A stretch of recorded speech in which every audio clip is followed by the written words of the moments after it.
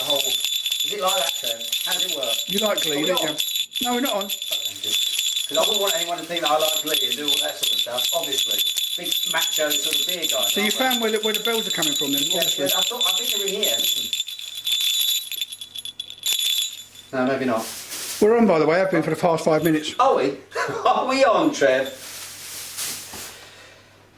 That's probably the silliest intro so far this Christmas season. Welcome everyone to yet another day, yet another beer here on Beer Sweden's Advent Beer Calendar 2010. I'm going to be straight for the rest of this. It's going to be a straightforward beer tasting.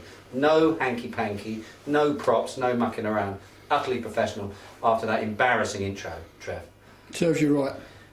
Anyway, the beer that we're going to try today is this one. And I have to say I'm looking forward to this one because last year I rated this one very, very highly. Musingen. What's that in English? Wouldn't it be sort cosy of like sort of thing. The cosy one. Cuddle like up that. Midwinter Brygd, 2010, of course. And basically this is from our good friends down there in Nynäshamn and their own brewery. And as always with their beers, it's actually named after a sort of geographical location. This one, Musingen, is actually, not only does it mean cosy and so on, but it's actually named after a stretch of water quite close to the brewery, which is actually a little less interesting, I think, than the cosy one. It's got some Christmas spices in it, which is quite obviously usual for this time of year, believe it or not, on an Advent beer calendar. It's got a little bit of that. It's unfiltered, it's unpasteurised, as all Nynäshamn beers are. Shall we open it, Trevor? I'm being straight now. Boring. Let's pour it out and see what we got. Just a small town girl. Stop the glee. Here we go. We're going to hold this up for you.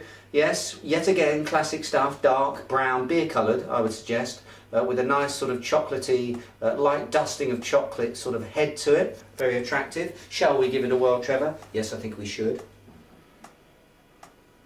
Black currants. Black currants. Chocolate, of course. First time you said that. What, black currants? Just for the Advent calendar. Yeah. Am I getting sort of those berries, sort of rich berries, you know, almost overripe black currants, actually. But nice, a nice sort of fruity nose to it. Very nice sort of berry fruit sort of vibe going on. Some nice sort of level, a low level of licorice, I think. Little bit of spices there, definitely. A little bit of clove action, a little bit of sort of medicinal clove sort of action there. Perhaps a little sprinkling of cinnamon, not too much. Love it. Now in terms of the body, it's quite thin compared to a lot of the beers that we've been trying. Have a little peeky look at the 6% in terms of alcohol. In that respect then, it's actually quite thin in the mouth compared to a lot of the Christmas beers that we've had recently. If you look over the last few days, we've had some real heavyweight monsters. Everything's been sort of 8-9% plus. Here at 6%, you're actually beginning to feel that a little bit. It's a little bit thinner in the mouth, but that's not to say that I don't like it at all. I think it carries what it has very, very well.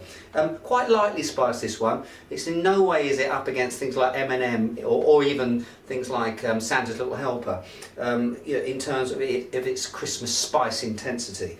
But I don't mind that at all, actually. This is actually very, very drinkable. And this is a beer that I have to say I think actually will survive long after the Christmas sort of period. This is a winter beer that you can actually drink quite comfortably all the way through January, February, March. Am I being a little bit boring, Trevor? No, go on, I'll just nod it off. Anyway, I'm going to throw the statistics up by clicking my two fingers. Like Really so. good. Okay. And I'm going to actually give this, I think, I'm going to go, it's kind of between three. You can't do 3.5 hose, can you, Trev, on the hose system? Not really. You can do maybe, I mean, I wouldn't know. Who does the hose? Well, I'm not sure really who does the magical hose. Maybe so, they can do a free hose and a cough. Trev, do we hoe up or do we hoe down? I really don't know. I think we need to hoe down, personally, because that means you can put a bit of hoe down music on. So I'm going to go for 3. I'm going to go for 3 hoes, but it was kind of like borderline 4. Very good beer, very solid, tasty winter beer. So until tomorrow, cheers and beers.